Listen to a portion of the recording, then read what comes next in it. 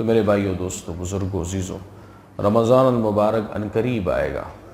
ہم سارے اعمال میں جڑ جائیں گے، عمل کریں گے۔ کچھ تو ایسے بھی ہیں، اللہ معاف کرے، رمضان کے اندر بھی توفیق نصیب نہیں ہوتی۔ کچھ ایسے ہیں جن کو اللہ توفیق نہیں دیتا۔ یاد رکھیں، 7 یا 8 بندے ایسے ہیں جن کو اللہ تبارک و تعالی نیک کام کرنے کی توفیق عطا نہیں فرماتے ہیں، اور کچھ ایسے ہیں کہ جو اپنے غفلت کی وجہ سے توفیق جیسے نعمت سے محروم رہ جاتے ہیں۔ اب آپ دیکھیں نا، رمضان کے اندر ہماری ایکٹیویٹیز جو ہوتی ہیں وہ مختلف ہوتی ہیں۔ زیادہ سونا، اعلیٰ لذیذ کھانا، اور رات کو بازاروں میں گھومنا۔ چلو یہ تیسری بات تو آج کل بڑی مشکل ہے، لیکن پھر بھی نظر میں آتی ہے۔ ہم رمضان میں ان چیزوں میں گھومنے لگ جاتے ہیں، حالانکہ اللہ کے نبی جو تھے وہ رمضان المبارک کے اندر عبادت کے اندر، ذکر و تلاوت کے اندر، تسبیحات کے اندر اپنی زندگی گزارتے ہیں۔ ایک تسبیح آپ کو 700 نیکیاں دے گا رمضان کے اندر۔ 700 گنا نیکیاں ملتی ہیں ایک سبحان اللہ کہنے پہ۔ ایک نماز کا بھی اسی طرح سے۔ اب یہ اللہ نے یہ عطا فرمایا، ہم الٹے چلے جا رہے ہیں۔ تو کچھ ایسے لوگ ہیں آج، کیونکہ شاید اگلا جمعہ رمضان میں آئے انشاءاللہ، اللہ خیر و عافیت سے لائے، تو میں ایک حدیث آخری عرض کرتا ہوں۔ کچھ بندے ایسے ہیں جن کو اللہ تبارک و تعالی رمضان المبارک کے اندر بھی عمل کی توفیق نہیں دیتے۔ اگر عمل کی توفیق مل بھی جائے، وہ عمل اللہ قبول نہیں فرماتے۔ اگر عمل اس نے کر بھی لیا تو وہ اس کے کھاتے میں نہیں جاتا، وہ دوسروں کے کھاتے میں چلا جاتا ہے، جو میں نے پہلے بیان کر دیا۔ اس میں پہلا بندہ جو ہے وہ یہ ہے، شرابی۔ اس کی کوئی بھی عمل اللہ کے ہاں رمضان میں قابل قبول نہیں ہے۔ تو اگر ہم میں ایسا انشاءاللہ کوئی نہیں ہوگا، اگر ہے تو اس سے توبہ کریں، ورنہ اللہ اس کی کوئی بھی عمل قابل قبول نہیں فرماتے۔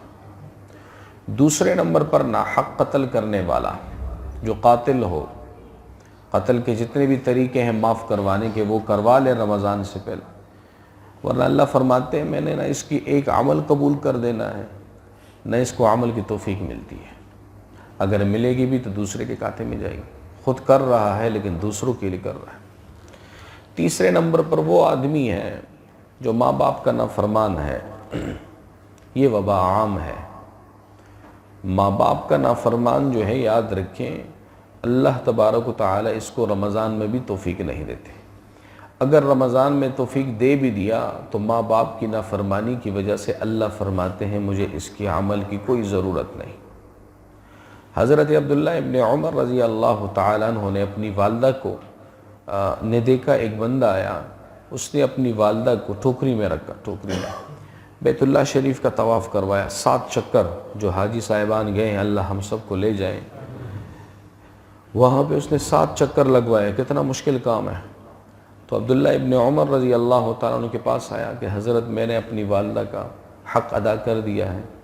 تو بیان فرمایا تیری والدہ نے تمہیں پالتے وقت، بعض روایت میں آتا ہے تیری والدہ نے تمہیں جنم دیتے وقت جو ایک لمبی سانس کھینچتی تھی، بیان فرمایا ابھی تک تو نے اس کا حق بھی ادا نہیں کیا۔ تو والدین کا نافرمان، بیان فرمایا کہ اس کی رمضان کے اندر بھی عمل کی توفیق نہیں ملے گی۔ اگر توفیق مل بھی جائے تو اللہ فرماتے ہیں میں اس کے عمل کو قبول نہیں کرتا۔ تو یہ وبا عام ہے۔ اللہ کے نبی نے قیامت کے علامات کے اندر بیان فرمایا وَعَقَّ أُمَّهُ وَأَقْصَى أَبَاهُ وَأَدْنَى صَدِيقَهُ، یاروں کا یار ہوگا لیکن اپنے ماں باپ کا نافرمان ہوگا۔ بیان فرمایا، اللہ کے نبی نے بیان فرمایا یہ قیامت کی نشانی ہے۔ اچھا، اس میں تھوڑی وضاحت کر دوں۔ جس کے والدین زندہ ہے وہ تو جا کے معافی مانگ لیں۔ اللہ کے نبی نے بیان فرمایا اللہ نے نہیں بخشنا جب تک ماں باپ نہ بخشتے۔ یہ یاد رکھیں، جب تک ماں باپ نہ بخشتے اللہ فرماتے ہیں میں نے نہیں بخشنا۔ قیامت کے دن بندہ لایا جائے گا، ماں باپ کو کہا جائے گا بخشوانا ہے۔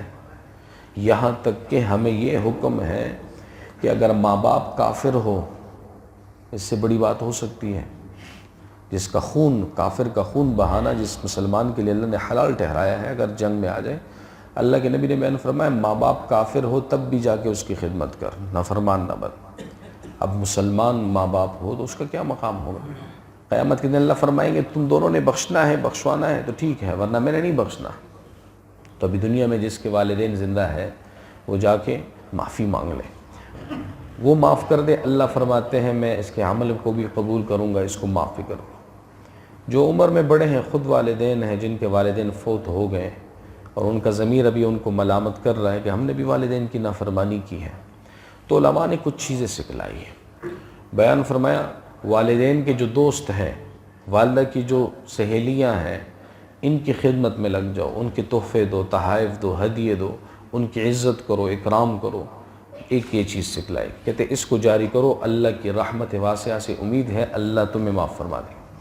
دوسرا، ان کے پیچھے صدقات، خیرات، ذکر، تلاوت، تسبیحات جیسے ہدیے بھیجو۔ اللہ کے نبی نے بیان فرمایا اس سے بھی اللہ تبارک و تعالیٰ اس کی مغفرت جو ہے بیان فرما دے گی۔ اور اگر زندہ ہے، تیسری بات، تو جا کے اس سے معافی مانگ لے۔ اگر یہ باتیں نہیں ہیں اور اس طرح خدا نہ خواستہ موت آ گئی، بڑی خسارے والی بات ہے۔ چوتھی جو چیز ہے وہ اس سے بھی عام ہے، دلوں کے اندر کینہ، حسد، بغض، غیبت، چغل خوریاں، ایک دوسرے کے پیچھے باتیں،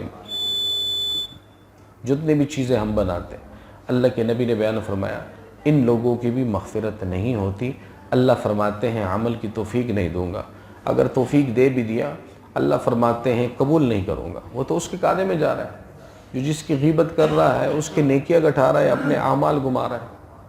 منافقانہ انداز، اللہ فرماتے ہیں اس کو معاف نہیں کرتا۔ دو رنگ، دو زبانوں والا آدمی، حدیث میں اس کو کہا گیا ہے، یہاں پہ کچھ وہاں پہ کچھ، بیان فرمائے اس کی بھی اللہ مغفرت نہیں فرماتے، اس کو بھی توفیق نہیں ملتی۔ اگر توفیق مل بھی جائے اللہ فرماتے ہیں یہ تو دوسروں کے لیے عمل کر رہا ہے۔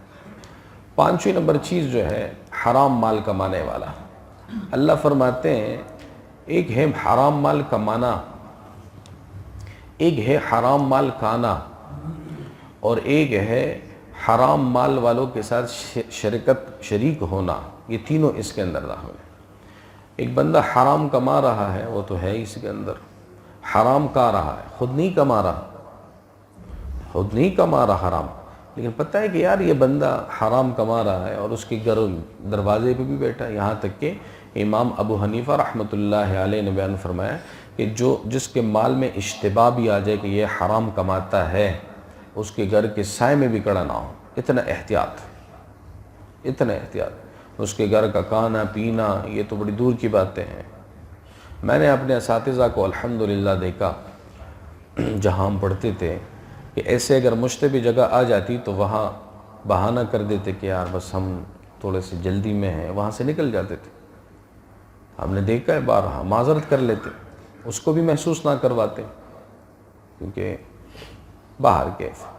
تو بیان فرمایا اس جگہ پہ۔ اور تیسرا جو ہے وہ یہ ہے کہ نہ ایک بندہ حرام کما رہا ہے نہ حرام کھا رہا ہے، لیکن حرام کمانے اور کھانے والے لوگوں کے ساتھ معیت رکھتا ہے، اٹھتا بیٹھتا، رسم گپ شپ، یہ وہ کہتے ہیں نا پشتوں میں، ہماری ایک روایت ہے نا جو بھائی سڑے پہ جانے داغ ملگری گورا، کسی کو جاننا ہو تو اس کے دوست دیکھ لو۔ اس لیے اسلام نے بھی ہمیں روکا ہے ایسے لوگوں کے ساتھ اٹھنا بیٹھنا چھوڑ دو تاکہ ان کو اللہ ہدایت دے دے، تیری بات سے وہ رک جائے۔